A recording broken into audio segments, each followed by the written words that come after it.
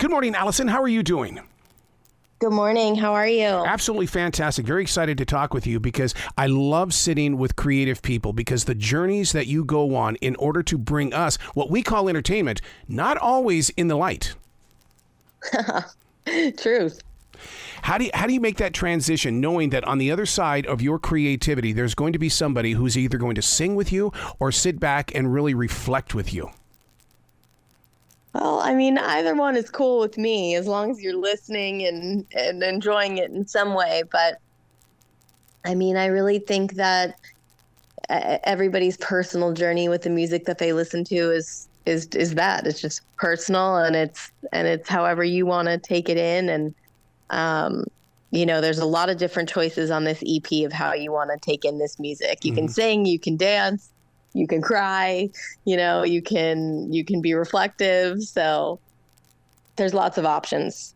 Well, the EP is coming out at such a great time because people are seeking music right now and storytellers are where it's at. And you really fit in there very well. Thank you so much. To become that storyteller, though, I mean, you don't just wake up one day and all of a sudden you're a lyricist. How did you go into that formation? Well, I definitely think I had some some schooling when it comes to like early songwriting and co-writing.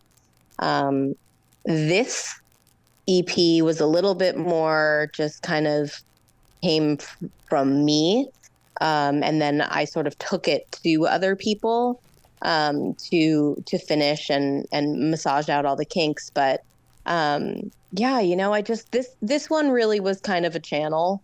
There have been other EPs or other records or songs that feel a little bit more methodical and a little bit more like work. And this one was much more just of a magical channel. Every once in a while, I would wake up with a song, and that's kind of how this EP was written, and that's how I prefer it. I love when that happens, and I think it's such a cool, weird. I feel very grateful to be, a vessel for that kind of stuff. Yeah, I love those moments too, because when they're coming at you, it's like, okay, I'm here to receive. Just make sure that I pay attention and take a lot of great notes. Exactly. Yes. Wow. Would you say that you are bringing back the Western style dress? Because in the movie In the Dark, it's like, oh my God, this is a fashion show. I was really inspired by Dr. Quinn for that. I don't know why I wanted to have that moment. And I don't always dress like that. I do, I guess, more often for shows than not like wear something like a dress. But I just really felt like it was a Dr. Quinn moment. It just the place that we were at and the song and all of it, I just kind of wanted to channel her. So. Wow. So when you're on a TV show such as the Masked Singer, which I'm so addicted to, I still want to know how you're singing inside that suit. Well, I don't sing inside the suit, but the contestants do. I actually coach the contestants. And they all have different, the costumes are all sort of like made very differently. Some of them have lav mics that are attached to their face. Some of them are actually holding a mic. It kind of just depends. And I actually think people find like some freedom in being behind the mask because they can kind of just go for it and do whatever they want without anyone knowing who they are at first. And maybe it's freeing for some. No, I totally get that. I'm in radio. You can't see me, so therefore I can do whatever I want to do. I'm going to sit here and talk and do different things because you can't see me. Yep, there you go. Being a vocal coach, and we live in this age right now where everybody thinks they're a star. How do you deal with that? Because, I mean, I'm a broadcast instructor, and when I sit down with them the first day, and I listen to them talk about where they think they are already in this moment, it's like, oh, God. All right, we're going to have to be very patient this go around. I work with a lot of kids and I work with a lot of up and coming artists. Mm-hmm. And I am picky about who I work with because I do feel like there has to be that X factor for me to really take someone and help them mold and create their career. I mean, anybody can want to, learn how to sing, and that's great. But I feel like I really have to feel like who I work with, like they really have the connection to like the bigger picture, And, you know, I really feel like anyone who has pitch can learn how to sing. So I definitely love that challenge, but there's kind of nothing like finding a kid who just has it and being able to help them cultivate their talents and figure out where they go next. And are they a writer? Are they going to be an artist? Do they just want to sing other people's songs? Do they want to do Broadway? Do they want to act also, you know? So that's kind of where I've found my place in just really helping develop young talent. And it is such like an important job to me, obviously, because of my history, to, you know, really intently and methodically like help mold each individual artist in their own way. Yeah, yeah. I know one of the things that I really listen to when I sit down with people, especially even those that sing, is that how well do you speak in tune? Do you do that as well? Yeah, I think it's also like how well can you articulate what you want, Yes. and how well can you tell a story if you want to be a writer, or how well can you take a song and make it your own? I think those are like the benchmarks for me. Really, it's that. It's really like if you sing a song, am I hearing the original artist or am I hearing you? And when I hear a 10-year-old kid who is just like coming through a song as themselves, I just get so jazzed. And it's amazing to see how they can grow. The song Bleedin is to me, it really allows people to envision the experience of allowing listeners to step inside. It's like step inside and go for the experience. Yeah.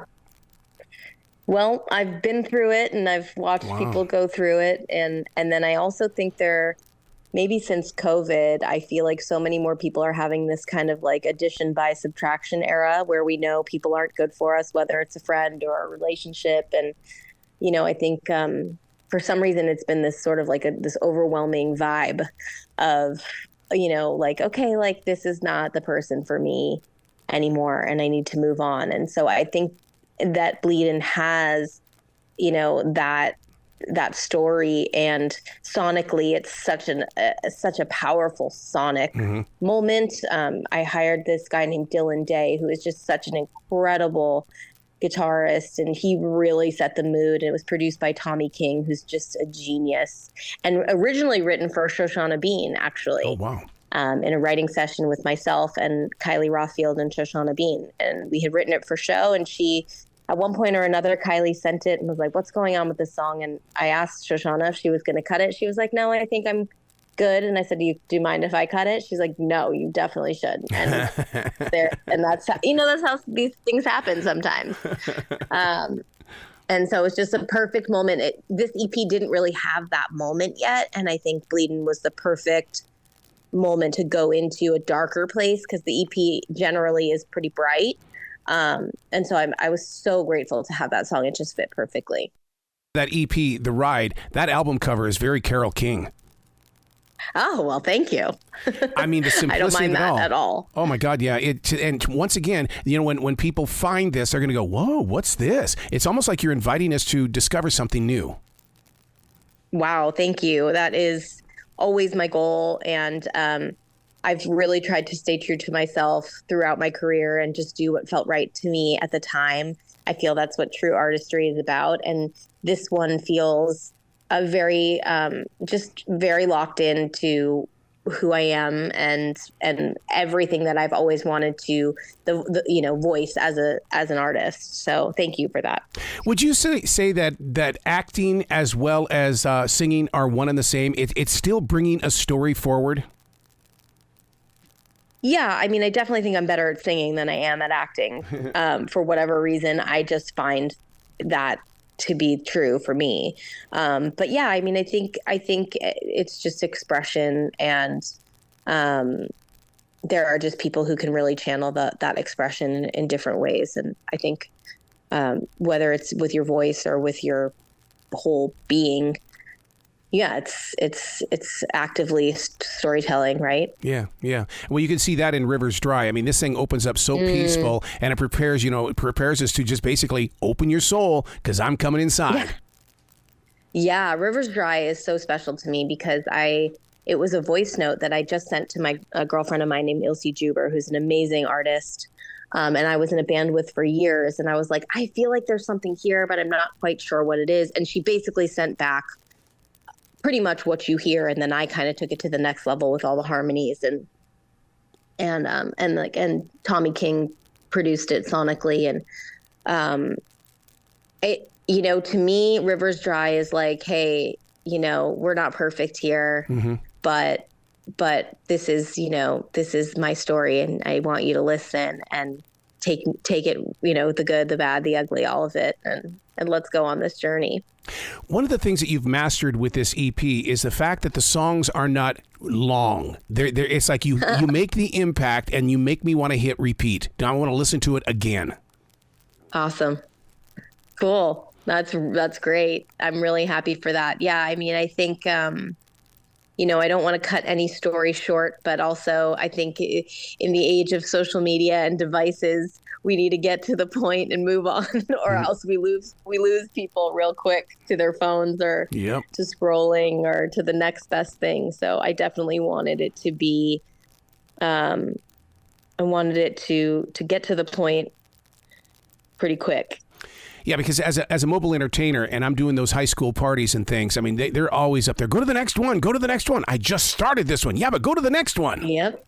Yeah, they want the next best thing real quick. Wow.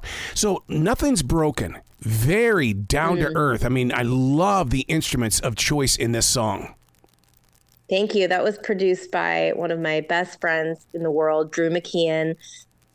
Drew and I went to high school together. We've known each other pretty much our whole lives. And we wrote that song, I think around 10 or 12 years ago. Oh my God. At our friend's parents' house one random day.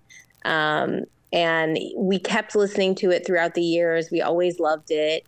And then he just took it to the studio and he produced up the track and he was like, here it is. He did everything, and it just turned out so beautifully. And everything on this EP is mixed by Jamie Sikora over at Henson Studios. And she is such a G, such a brilliant musician and ear. And the way that everything just sonically blended together is all her. So I just wanted to give her a shout out because she is the best. See, this is proof that there is such a thing as in the vault. We always heard about Prince having music in the vault. Michael Jackson has music in the vault. And when you're waiting 12 years for a song to come out of the vault, my God, what a journey. I know. And it's funny because, my last album was called Pink Cloud, and I put a song on there called Speed Racer that I had written when I was 18. Oh, my God. So it was like 20 years later, I, put this song on that EP, on that album. And then Nothing's Broken ended up on this one. So, and also Bleedin was a vault track. So there's a few of them that are still sitting in there that are ready to come out. I'm not quite done yet. I think that I'm just going to continue to release after this because why not? Would I offend you if I called you this modern day generation's John Denver? Because look at the song Meant for Me. This is so John Denver. No, you would not offend me at all. Any likeness to artists of that generation. You already said Carole King, so you've already buttered me up plenty this morning. Thank you. But it's in the storytelling. I mean, and that's what I really love about this. And it's almost, I want to say, wow, you're a folk artist, but I don't want you to think, well, he's comparing me to the 50s and 60s. And I don't. I want to call you what you are. I appreciate that. I'm very connected to folk. I grew up listening to Joni Mitchell and Crosby, Stills, Nash, and Linda Ronstadt, and all that. That was my whole life. So everything that I've ever made, I hope has an air of that. But this especially, I just felt like I wanted to dig in all the way and go a little bit back in time, but make it current. You know what you just told me there, when you're bringing up Joni Mitchell and David Crosby, is the fact that when I'm listening to iHeartRadio and they give me a big book of different sounds, you're going to be included in that, aren't you? I mean, I certainly hope so. I haven't stopped yet for a reason. And, my dream to affect change and to be, up there with the best of the best is not over. So I would love to be considered in that category of artists. Yeah. What is your biggest dream then? I think just to keep doing this. I mean, I sort of have the best of the best. I'm going to wake up and I get to talk to you about music and go play a show on Sunday, and my kids are all here sleeping, and I got a little couple chickens and some dogs, and so I really feel like I definitely want to lean into this EP, and I really do want to go out and play some shows and keep this alive, because I feel like it's an important little piece of art that I want to support as well as I can. But, I think every day if I wake up and I'm doing what I'm doing and I'm, raising kids and writing a couple songs and playing some shows, then that's my dream. And so I guess my dream is my reality at the moment, which I think is pretty cool. Well, I'll tell you what, I mean, here's our connection. I raised chickens when I was a kid, and I learned how to sing while sitting inside the chicken house. And because I would go out there because I was private, it's like being on the Masked Singer. Nobody could see me, but those chickens, they didn't kick me out. I'm very impressed that your chicken coop had enough ventilation for you to be able to get enough breath and sing. No, it didn't. Chickens are very special, and only if you've raised chickens do you know how special chickens are. So I get it. Where can people go to find out more about you, Alisan? I think my Instagram is probably the best snapshot into my life. So that's @Alisan Porter.